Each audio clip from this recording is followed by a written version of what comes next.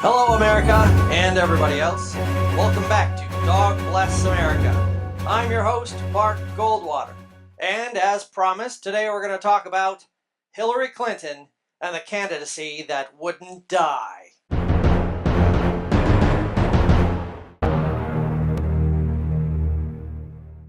She lost her presidential bid in 2016. Then she hid out in the woods, presumably licking her wounds, in 2017. She also wrote a book called What Happened, which outlined the 16 reasons why she wasn't elected. Spoiler alert, only one had anything to do with her actions. She also blamed Russia, the media, sexism, the Democrats, Bernie Sanders, President Obama, and ignorant voters. Maybe she's right, but does that explain why Al Gore lost his election in essentially the same way? Or why Mr. Gore never wrote a book about why he lost? Or why the Electoral College is still a thing? Now I hear talk about her running again in 2020. Give it up, Hillary. You're not going to become president. You want to know why? Because you're not likable. You're uptight and abrasive. You dress like a lesbian school principal and your smile looks painful. The only reason you almost won was because you're a woman. You had the way paved for you by Geraldine Ferraro and Sarah Palin, both vice presidential candidates, and both vastly more agreeable than you. Okay, Palin is an idiot, but the GOP still loves her.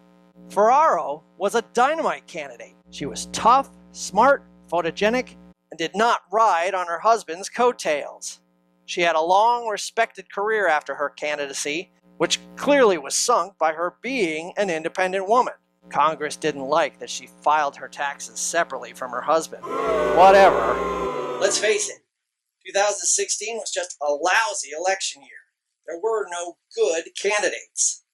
Rubio, Cruz, Carson, De La Fuente. Bernie Sanders was the only one up there that didn't look like they would eat their own children to become president. Sanders just looks like a kindly but crazy old homeless guy who's stoned on brownies and believes in unicorns.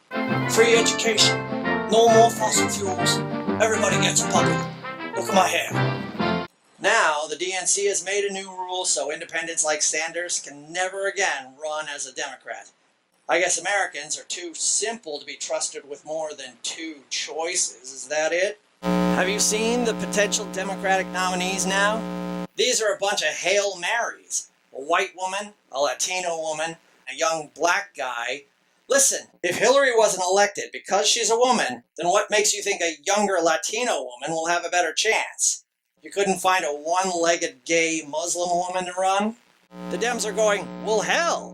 If they'll elect a racist game show host, let's just roll the dice. No, Hillary lost because she's a scandal magnet. The emails, Benghazi, her speaking engagements, Whitewater, Vince Foster, the whole Monica Lewinsky thing just made Hillary look like Lady Macbeth. Do whatever you gotta do, Bill. Just get me some power. Clearly, neither party has any idea how to choose a candidate. Nobody thought Trump would win. He was a distraction. And if you ask most people who voted for him, they'll tell you they just wanted to give Washington the middle finger. Politics takes too long. Just tell all those other countries to shut up or we'll bomb them. America, you may notice that I will never say that Mrs. Clinton is ignorant or weak. She is neither. Hillary is like Teflon. No matter what her detractors try to throw at her, nothing ever sticks. Scandal after scandal. She withstood 11 hours of questioning about Benghazi. 11 hours. That's worse than binge watching Game of Thrones. So who's responsible for Hillary's crash? Was it the Russians sowing discord amongst the American factions?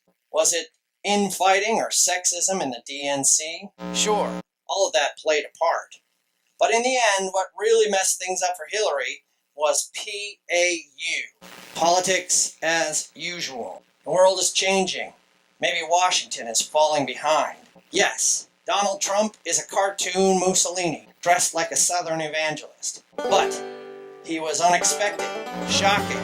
The media thought he was funny and gave him lots of airtime. Trump posted more tweets than Ariana Grande, and as juvenile and annoying as that may be, it's in line with the changing face of American culture. Our political system was established by some very intelligent and dignified men. But remember, when the chips were down, they sent wacky Ben Franklin to woo the French and tip the scales of our Revolutionary War. Doing the unexpected is a great American tradition. That doesn't mean you should act stupid and selfish. In fact, that's exactly what the world has come to expect from us. You think about that. All right, I'm gonna go chase some cars. See ya!